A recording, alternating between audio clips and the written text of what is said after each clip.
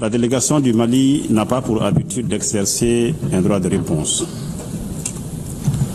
Cependant, les attaques personnelles, grossières et condescendantes du ministre algérien des Affaires étrangères m'obligent à intervenir pour corriger les contre-vérités que nous avons entendues. Par respect pour le décorum de cette auguste assemblée et pour l'idéal incarné par les Nations Unies, la délégation du Mali ne s'abaissera pas au niveau des invectives et attaques personnelles à la limite de la décence proférées par le ministre algérien des Affaires étrangères. Ce faisant, il a délibérément choisi de ne pas dire un seul mot des affaires à l'origine des tensions inédites entre nos deux pays. Pour ma part, je réitère la teneur de la déclaration du Mali, prononcée par le général de division Abdoulaye Maïga, Premier ministre et chef du gouvernement de la République du Mali le 26 septembre 2025, pour rappeler que les tensions actuelles entre nos deux pays prennent leur origine essentiellement dans les ingérences intempestives et inacceptables du régime algérien dans les affaires intérieures du Mali. Le peuple malien a décidé de prendre son destin en main et s'est approprié son processus de paix. Ensuite est venu se greffer le différend concernant la destruction par les forces armées et de défense algériennes d'un drone de reconnaissance et de surveillance des forces armées et de sécurité maliennes dans la nuit du 31 mars au 1er avril 2025. Quelques heures après cet incident, le gouvernement du Mali a pris connaissance par voie de presse d'un communiqué du ministère algérien des Affaires étrangères revendiquant la destruction d'un drone qui aurait violé l'espace aérien de l'Algérie sur 2 kilomètres.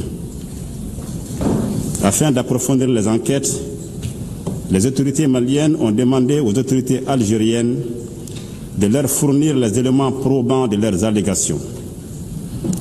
Plus de 72 heures après, aucune suite satisfaisante n'a été fournie par la partie algérienne.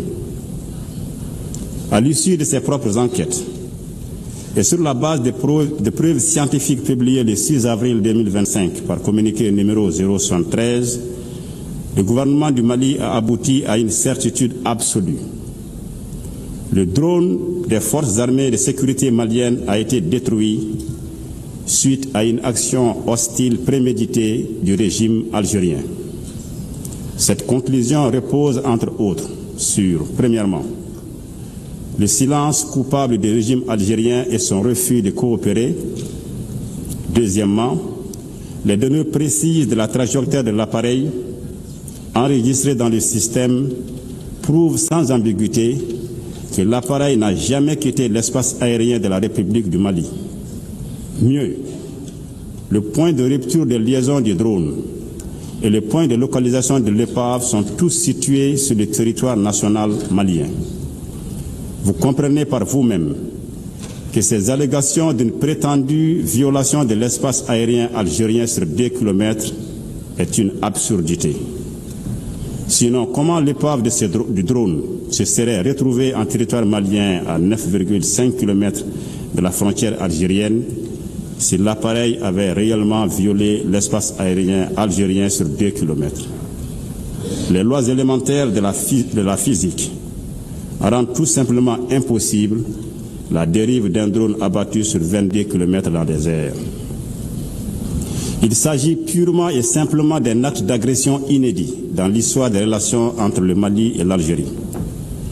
Cette action hostile, inamicale et condescendante est une preuve supplémentaire, si besoin en était, que le régime algérien parraine le terrorisme international au Mali et au Sahel. En effet, la destruction du drone malien avait clairement pour finalité d'entraver la neutralisation des groupes armés ayant revendiqué des actes terroristes. Face à cette agression caractérisée et au refus de coopération du régime algérien, le gouvernement de la République du Mali a décidé d'introduire une requête introductive d'instance au sujet de ces différends devant la Cour internationale de justice. Il est regrettable, là aussi, même si nous ne sommes pas surpris de constater que le régime algérien a notifié son refus d'accepter la compétence de la CIJ. Comme moyen de défense, le régime algérien prétend respecter cette juridiction internationale. Il est facile de comprendre que cette affaire des drones maliens abattus suscite un véritable embarras au sein de la junte algérienne. En effet, si le régime algérien avait du respect pour la justice internationale, comme elle le prétend, elle aurait dû accepter de déférer à la Cour internationale de justice pour y présenter les éléments de preuve prétendument à sa disposition. Ce refus atteste non seulement de la négation de la justice internationale par le régime algérien, mais également son mépris de la légalité internationale. C'est également un aveu de son indubitable culpabilité à la face du monde. Le manque de transparence du régime algérien vis-à-vis de la CIJ crédite davantage l'argument du gouvernement malien sur la destruction du drone et constitue une preuve supplémentaire du soutien de l'Algérie au groupe terroriste.